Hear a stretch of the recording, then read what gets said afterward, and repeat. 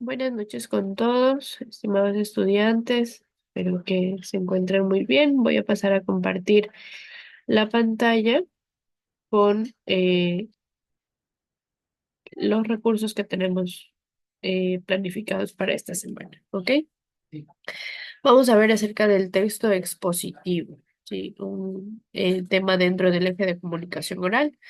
Pues bien, este texto es conocido como informativo, especialmente en el ámbito escolar. Su función es transmitir información, pero no se limita a proporcionar datos, sino que también agrega explicaciones, describe ejemplos y también analogías. Este tipo de texto está presente en todas las ciencias, en las físico-matemáticas, en las biológicas y en las sociales, puesto que el objetivo central de la ciencia es proporcionar explicaciones a los fenómenos característicos de cada uno de sus dominios, ¿no? ¿Cuáles son las características principales de los textos expositivos? Primero, tiene información objetiva, es decir, que, perdón, se requiere el rigor y la objetividad con la que debe abordarse el tema. Trata de exponer ideas, pero no opiniones, es decir, no trata acerca de qué es lo que piensa el autor, ¿no? Sino acerca del tema específicamente, se rige a ello. También tiene un estilo claro y sencillo, es decir, que utiliza algunas formas como el presente indicativo, también oraciones breves que facilitan la comprensión del texto y un vocabulario preciso y adecuado. Además, cuenta con una estructura básica, ¿no? Que tiene la mayoría de los textos, que son introducción, desarrollo y conclusión. En la introducción presenta el tema del que se va a desarrollar. El desarrollo es cuando se aclaran las ideas a partir de algunas que están enlazadas y ordenadas. Y en la conclusión se trata de el cierre del tema mediante un resumen o una síntesis de los aspectos más importantes que se ha hablado en el texto. ¿Cuáles son algunas de las funciones de un texto expositivo? Pues bien, aquí tenemos algunas de las funciones. Nos dice que es informativo porque presenta datos o información sobre los hechos, fechas o personajes. También es un texto explicativo porque la información que brinda incorpora especificaciones o explicaciones significativas sobre los datos que aporta. También es directivo porque funciona como guía de la lectura, presentando claves explícitas como introducciones, títulos, subtítulos, resúmenes a lo largo de todo el texto. De esta forma, estas claves permiten diferenciar las ideas o los conceptos fundamentales de los que no lo son.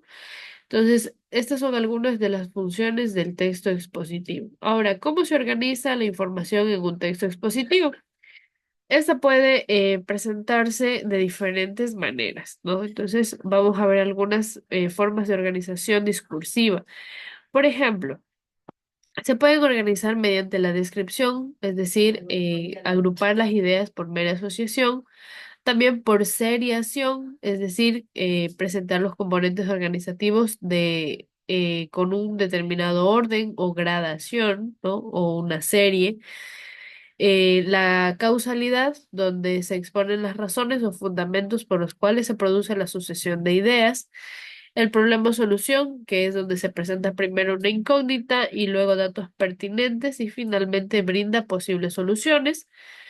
Y la comparación u oposición, que es donde se presentan semejanzas o diferencias entre elementos diversos, ¿no? Ahora, es importante eh, conocer que todo texto expositivo tiene que tener sus conectores lógicos para que puedan ser tomados en cuenta como tal, ¿no? Ese tipo de conectores van a indicar la organización estructural del texto, ¿no? Por ejemplo, cuando se utiliza una seriación, se utilizan los conectores además, después, también, asimismo, por añadidura, primero, el que sigue. Cuando hablamos de causalidad, utilizamos los nexos como entonces, por lo tanto, por eso, por siguiente, así que, porque, con el fin de, etcétera, ¿no? ¿Cuáles son algunas de las pautas didácticas que se pueden tener en cuenta al momento de eh, presentar un texto expositivo? Pues bien, El objetivo de la lectura de un texto expositivo, perdón, es ampliar los conocimientos que se tienen sobre un tema. Entonces, la lectura tiene que ser lenta y reflexiva, ¿no?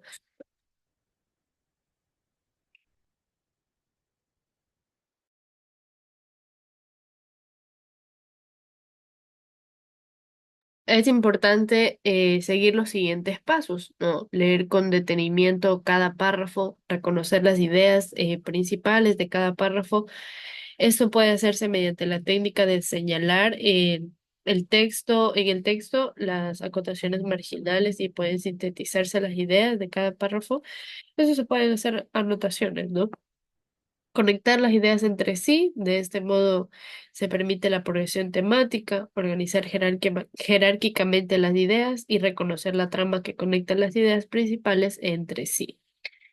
Aquí tenemos una imagen acerca de la estructura del texto expositivo, ¿no? Como les decía, el texto expositivo tiene su introducción, que es donde se da a conocer el tema, y se utiliza un tono ameno y sugerente para despertar el interés del lector. En el desarrollo se ordenan lógicamente las ideas, se inicia con un análisis objetivo de los hechos que puede ser seguido de uno subjetivo si es que esto correspondiera, y en la conclusión se hace una síntesis o la recapitulación, perdón, de lo expuesto. Se entrega una conclusión derivada de lo anterior, pudiendo ser una opinión o entregar sugerencias y proyecciones, ¿no? Entonces, esto es todo lo referente al texto expositivo. Adicional a esto tenemos el taller que contiene las siguientes preguntas.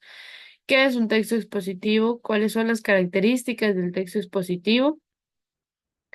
¿Cuál es la estructura que debe seguir un texto expositivo? ¿Qué información se puede presentar en un texto expositivo? ¿Cuáles son los conectores más frecuentes en los textos expositivos? ¿Qué funciones cumplen los textos expositivos? Y finalmente realiza un organizador gráfico sobre los aspectos a considerar para la organización de la información en un texto expositivo. Todas las respuestas a estas preguntas están en el recurso que hemos analizado en esta semana. Adicional a esto, tienen que realizar un pequeño cuestionario de preguntas en donde ustedes van a tener 2 intentos para realizarlo y la nota con mayor calificación es la que se va a registrar. ¿Ok?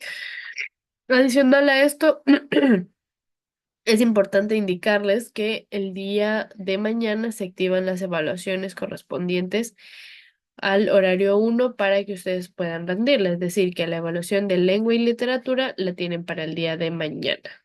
¿Ok? Entonces la pueden realizar el día de mañana o pasado mañana según su corte energético. Trate de organizar el tiempo, puesto que solo va a tener 30 minutos para realizarla y un intento. Sí, entonces si se le acaba ese intento, pues ya no tiene ninguno otro más para realizar. Eso es todo lo que tengo que informarles. Que pasen muy bien. Cualquier duda, inquietud, me escriben por interno.